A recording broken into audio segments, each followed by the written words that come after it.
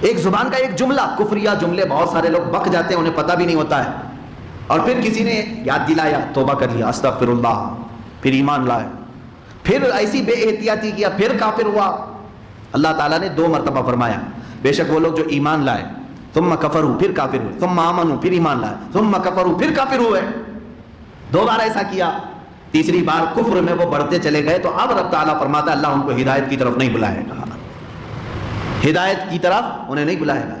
اس آیت کی اور تفصیل ہے، میں پھر انشاءاللہ کل عرض کروں گا، لیکن ایک بات یاد رکھنا، چلتے پھرتے لوگ کفریہ جملے بول جاتے ہیں۔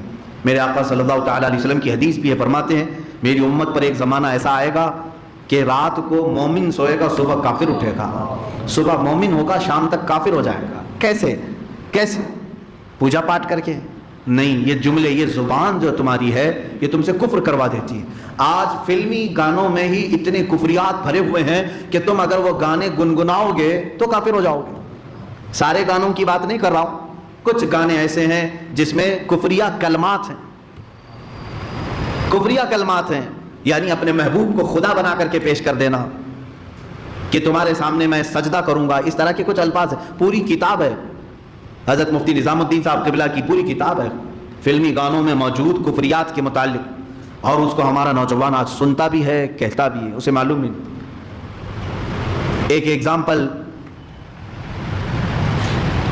خدا بھی جب دیکھتا ہوگا، اس طرح کا کوئی جملہ یاد نہیں ہے مجھے، سوچتا ہوگا کہ تجھے کس نے بنایا ہوگا، ایسے کچھ جملے ہیں گانوں کے۔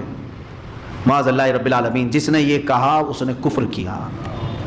اللہ کی تخلیق کے علاوہ کوئی اور خالق ہو سکتا ہے؟ یہ تمام جملے، اور قدرت نے بنایا ہوگا، جملے یاد نہیں آ رہے ہیں۔ بہرحال اس میں موجود اپنے محبوب کو گانوں میں اس طرح کا پیش کرنا کہ خدائی درجہ دے دینا یا اللہ کی شان میں توہین ہو جانا، یہ وہ ہیں جو آج ہندوستانی گانوں میں بھی کفریات موجود ہیں۔